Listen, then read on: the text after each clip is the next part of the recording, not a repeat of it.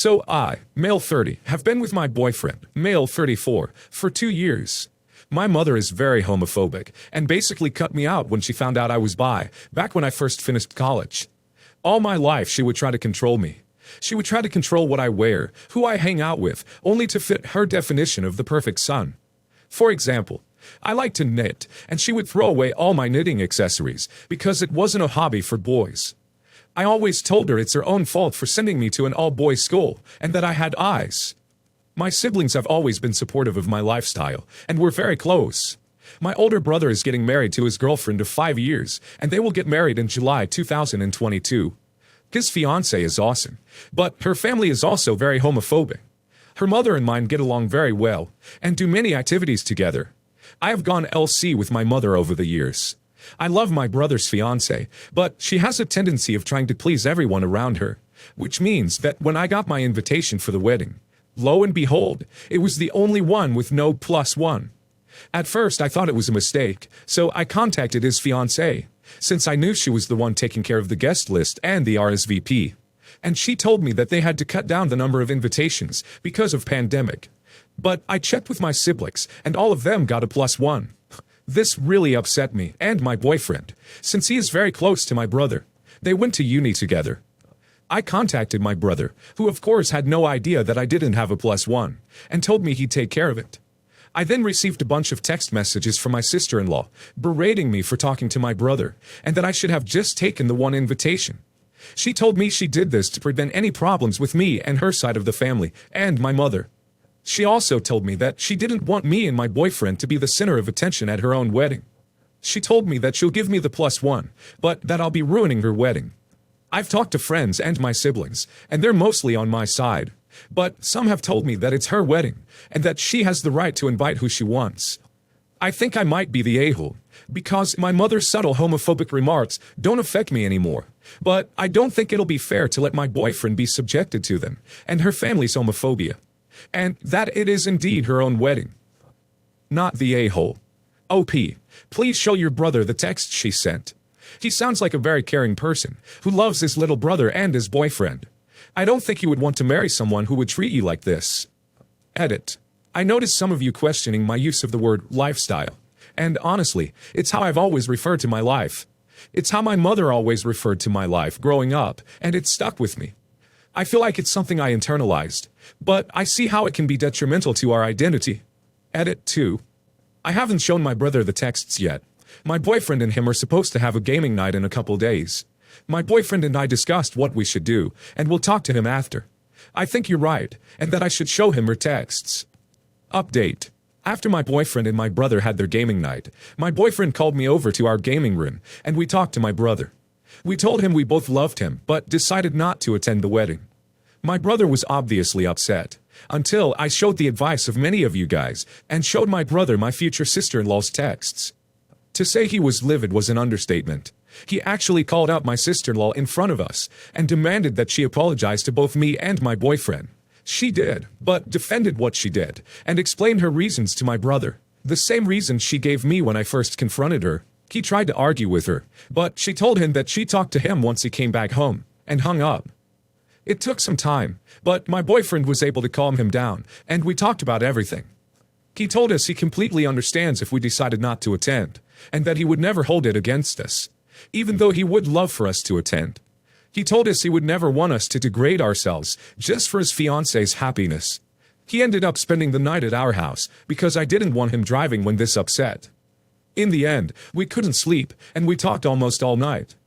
He told me that he sees my sister-in-law in a new light now, since he feels like her family will have too much power over their relationship. Our mother knows she doesn't have that kind of power over us, but she's scared that his mother-in-law would try to control his future wife.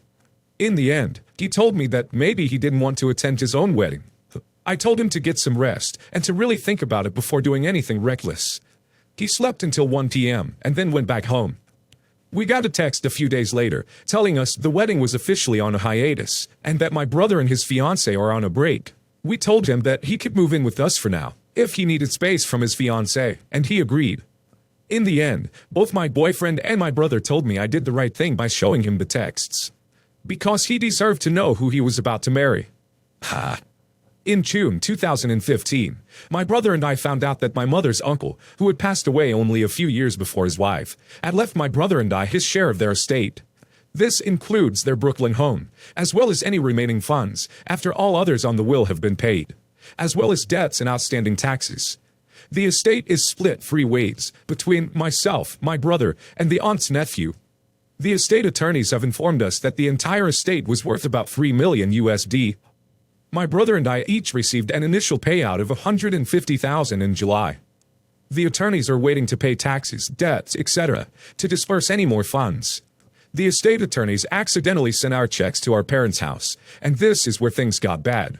My parents currently owe the IRS about $1,300,000 USD. This is due to 10 years of fees, accumulating interest, and basically ignoring paying the IRS. My mother also spent 2.5 years in prison for this case. Whether or not she is guilty, we can say for another day. In June 2016, my parents, who found out the value of our uncle's home, proposed a loan for my brother and I. My brother and I would pay their $1,300,000 bill with the inheritance, and we would get the sum back when they are gone. How morbid, right?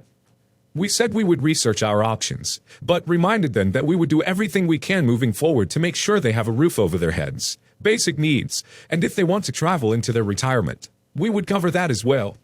Come July, when the check showed up at their house, I drove down to their home to have a conversation with them about this with my brother on the phone.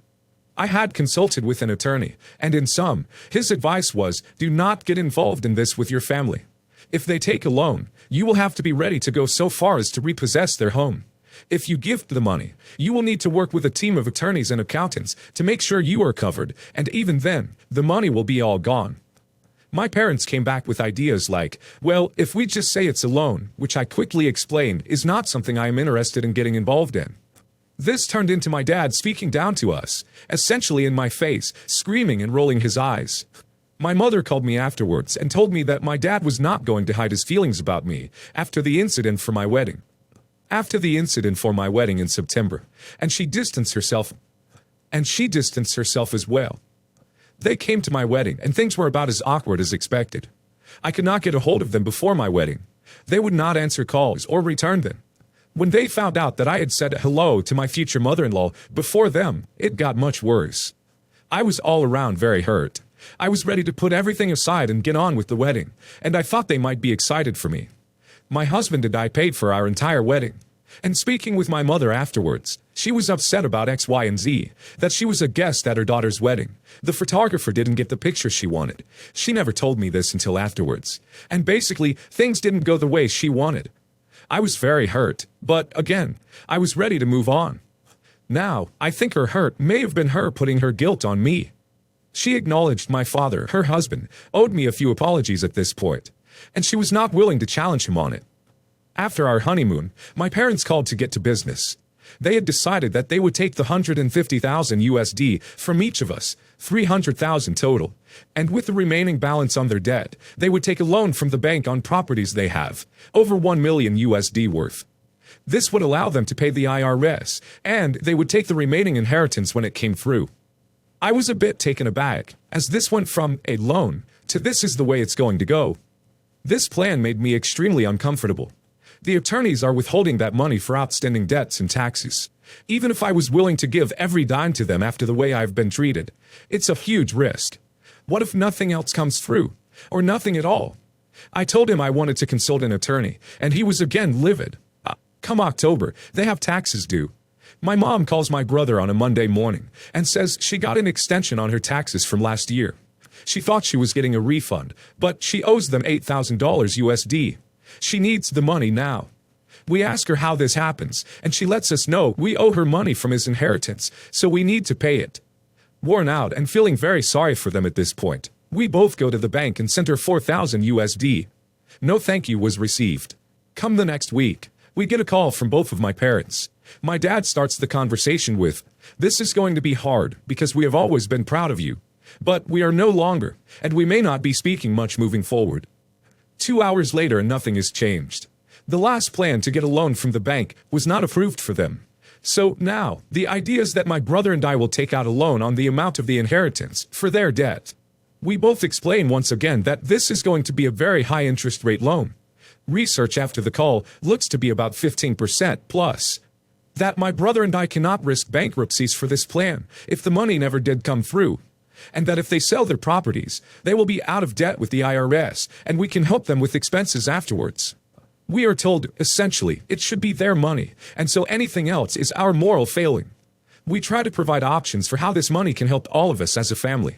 My brother and I put ourselves through school and have student loans we would like to pay off, and still be able to help my parents without throwing away a large sum to essentially a payday loan.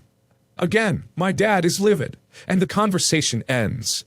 We have not spoken since. At this point, I'm strong enough to say no. I will not risk our future for a $500,000 plus loan on a sum of money that may or may not come through. I am hurt that they would propose that, understanding the desperate situation that they are in. And even more so, I am hurt that they would let this destroy our relationship. I know we will never be as close as we were, but my brother and my parents are my only family. I understand that my hands are tied, and I wish that they did too. But, to be honest, after the way I've been treated, they could not even put their jealousy aside for my wedding. I am less and less inclined to help. That being said, the holidays are coming up, and they are my parents. Do I reach out? What do I do? Do I let these holidays pass and hope that they will eventually see that they can pay their debts, and my brother and I can help them if they need in the future? Every time we speak to my father, he tells us to reach out and understand how immoral we are being. So here I am asking for input.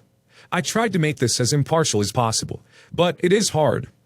Okay, in my honest opinion, you are being massively manipulated by some selfish, heartless parents. I would never give up my inheritance because they put themselves in debt. This situation is of their own making, and you owe them nothing. Note that there is a reason you were left that money. Likely because the uncle knew they are irresponsible people. I would cut off contact with them for a while, because no good is coming from it. I would also communicate this position to my brother. Note, left alone, I doubt the IRS will ever get that money, nor will your parents pay it back. Of course, they will threaten and pressure you, but if your parents declare bankruptcy, the only thing they, IRS, can do is threaten criminal charges and a trial by jury, which they have a low probability of winning if your parents are not mobsters. Therefore, why should you pay good money, money that can have an important positive impact on your life, to partially pay off your parents' debt, when 10 years from now, they may just be right back in the same position? Better to let them pay the ferryman right now. Tough love. Don't give in. I have a pretty strained relationship with my husband's mom, and we are pretty low contact as of right now. That wasn't a decision we specifically made to punish her. Just both sides stopped reaching out, and as a result, she was not at all involved in wedding planning. We got married recently, and the rehearsal dinner was the first time we'd seen her in a while. She was polite, but was pretty awkward. Then, during the wedding reception, they all had their backs to me and didn't know I was there. I heard her ask her boyfriend if he was going to do anything stupid. She did not sound like she was encouraging him, but like you better not. He laughed and said, I don't know. I hate these people so much. Mother-in-law's friend said it would be so romantic if he destroyed the wedding. Mother-in-law told him he better not, though she was laughing. He then gave her his hand and was like, see, I'm shaking. I hate these people so much. At this point, I made my presence known and asked if he was actually going to ruin the wedding. He said of course not, but I shouldn't act surprised that he hates me, and he didn't think it was some big secret that he has a huge problem with us. I asked why was he even there then, and he said because mother-in-law asked him to be there, but I can't really think he is there for me. I asked him to leave, and he said that they were just joking, and he wouldn't do anything. I told him again to leave, and mother-in-law was like, really? And walked out after him. And the friend ran out too. I don't know if I was the a-hole, because I don't actually think he would do it. On one hand, I don't want to be worried, but on the other hand, people joke around, and most people don't have the balls to do stuff like that.